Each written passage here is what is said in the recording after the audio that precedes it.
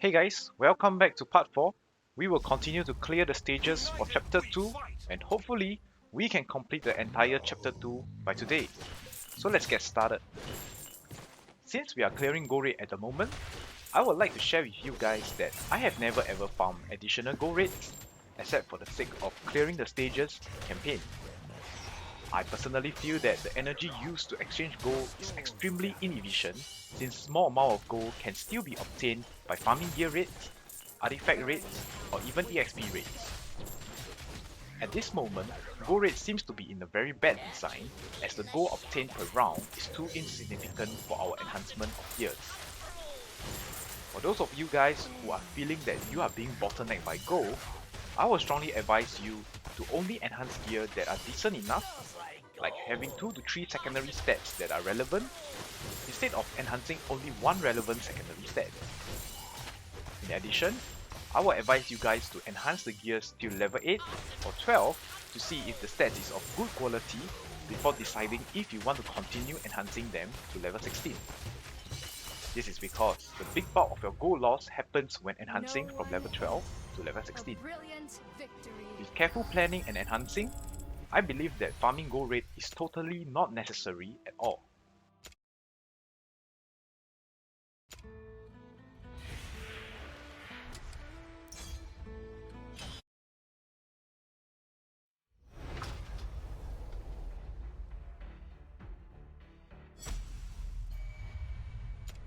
For stage 7, there will be a mini boss which will continuously summon suicides.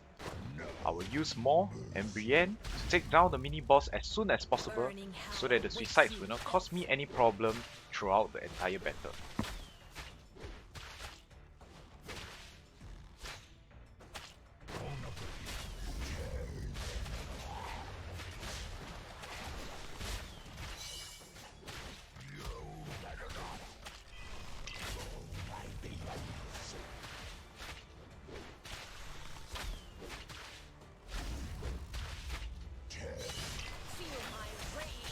Once the mini boss has been taken down, the entire stage becomes much more easier.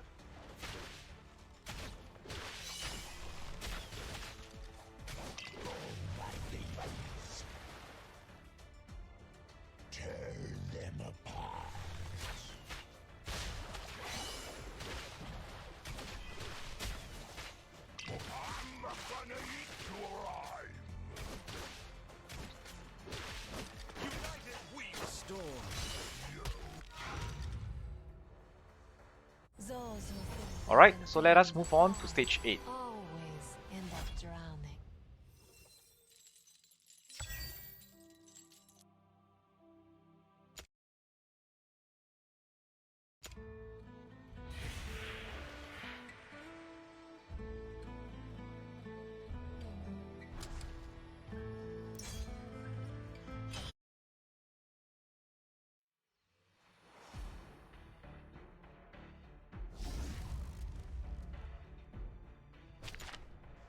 In stage 8, there will be a toxic suicide which leaves a 9 tile AoE damage over time upon death.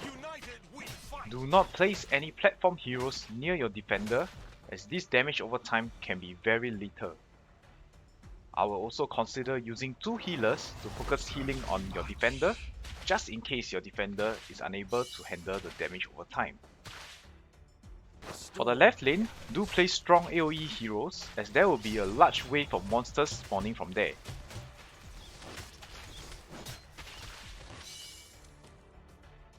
Let me heal your wound.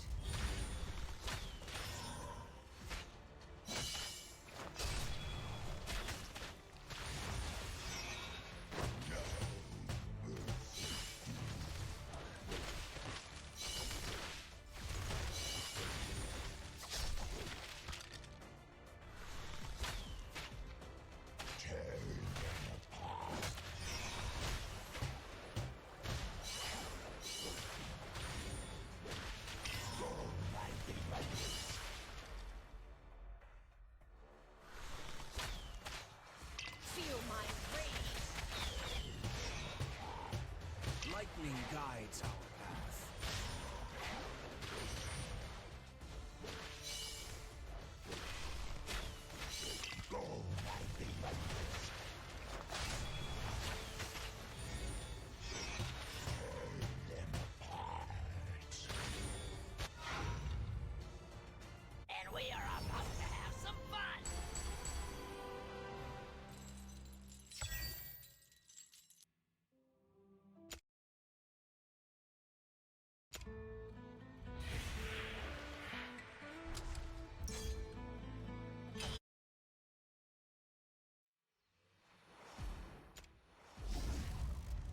stage 9, there will be Toxic Suicide spawning at the right lane, which is similar to stage 8.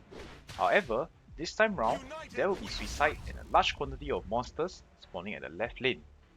I will not be placing any ground heroes at the left lane, so that the Suicide will not explode on contact with my ground heroes, which may result in taking down my platform heroes. Burning hell awaits you.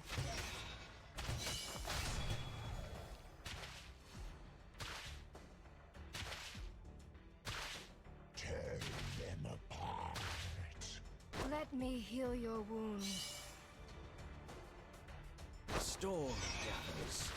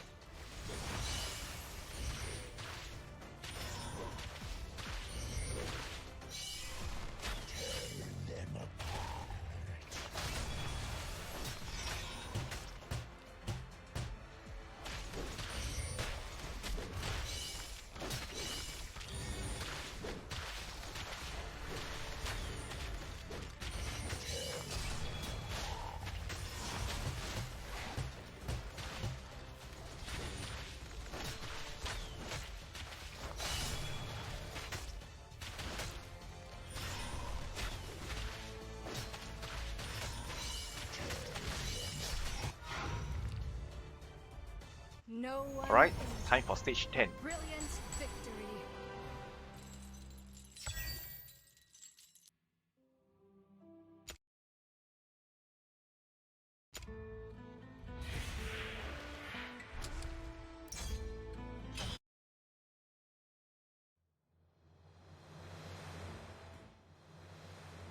In stage 10, Suicides will be appearing in the top lane, while flying monsters will be appearing from the bottom lane.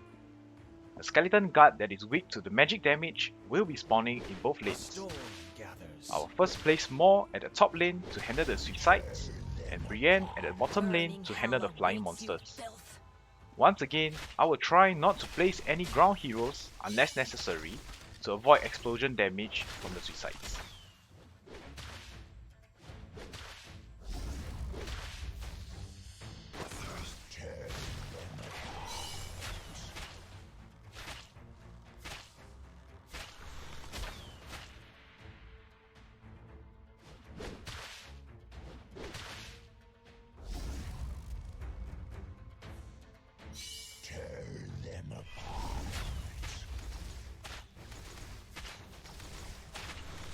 Quite feel my rage.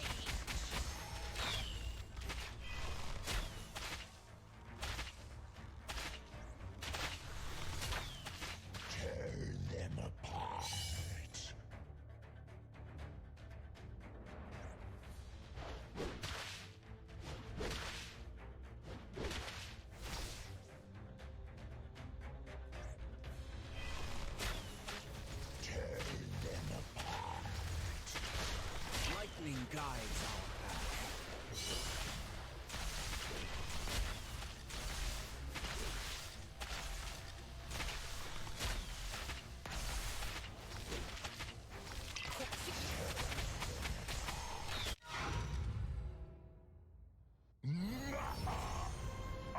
Alright, 2 more stages to go to complete the whole of chapter 2.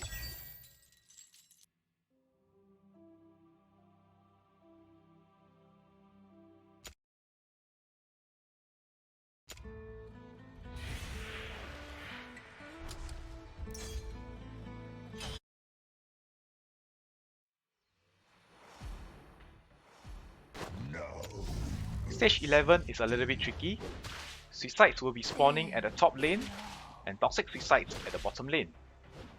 There will be a total of 5 Toxic Suicides spawning throughout the entire stage.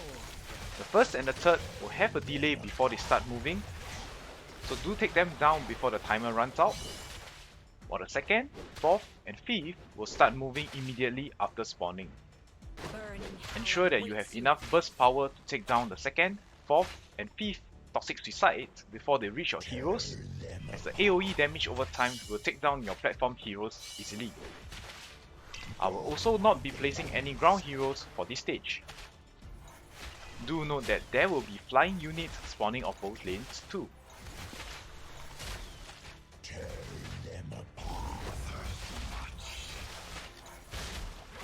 I've been looking with the waves.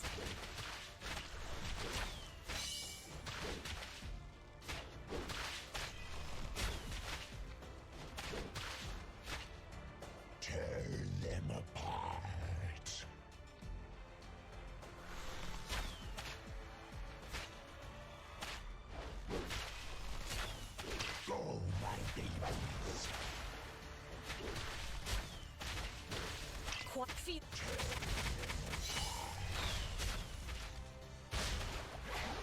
My trident thirst. And we are about to have some fun. Alright, we have finally reached the last stage of chapter 2. So let us head over now.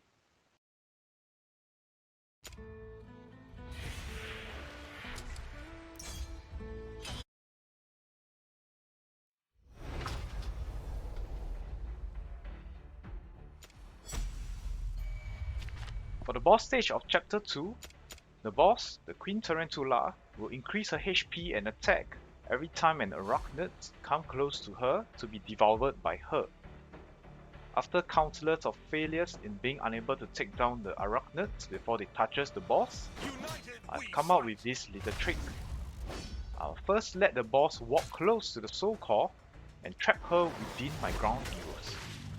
This will allow me to better clear the arachnids, as they have to go through my ground heroes first before being able to touch the boss, compared to defending the boss outside of my ground heroes where the arachnids will easily be devoured by the boss.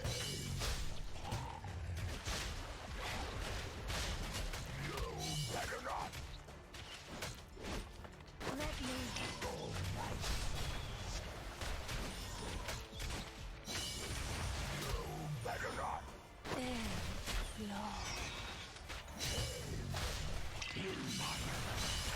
Feel my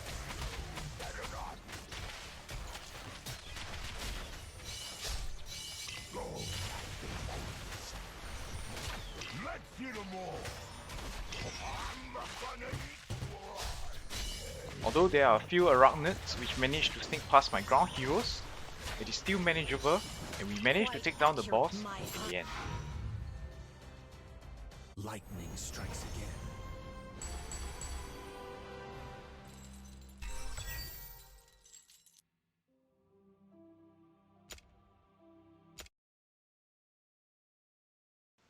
By completing chapter 2, we have also unlocked artifacts which provide a huge boost to each hero with its own unique effect. And we have gotten Ancestral Teachings.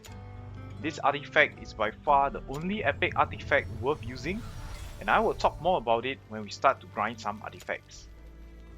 So, with the completion of chapter 2 hard mode campaign, this marks the end of today's video and also episode 11. We shall continue our progression in the next episode with new storyline tasks awaiting us. As always, if you do like this video, consider giving it a thumbs up and subscribe to my channel for notification on new video releases. Thank you so much for watching and I appreciate all your time here. I'll see you guys in the next video.